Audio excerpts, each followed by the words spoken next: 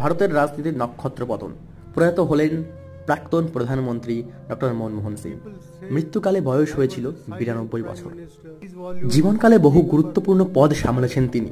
আরবিআইয়ের governor পদে ছিলেন 1982 থেকে 1985 সাল অবধি, 1991 থেকে 1996 সাল অবধি ফিন্যান্স মিনিস্টার এবং 2004 থেকে 2014 পর্যন্ত প্রধানমন্ত্রীর পদ সামলেছেন তিনি। 1991 সালে ভারতের কাছে যখন মাত্র 15 দিনের ফরেন এক্সচেঞ্জ রিজার্ভ ছিল, ঠিক তখনই তিনি ভারতের অর্থমন্ত্রী হিসেবে দায়িত্বভার গ্রহণ করেন। দায়িত্বভার গ্রহণের পর ভারতের সোনা বিদেশের মাটিতে বন্ধক রাখা, ভারতের বাজারকে বিদেশি বাণিজ্যের জন্য উদারীকরণ সহ একাধিক গুরুত্বপূর্ণ ও সাহসী পদক্ষেপ নিয়েছিলেন তিনি। তিনিই ভারতের একমাত্র প্রধানমন্ত্রী যার সই রয়েছে ভারতীয় টাকায়। I was not the Prime Minister who was afraid of talking to the press.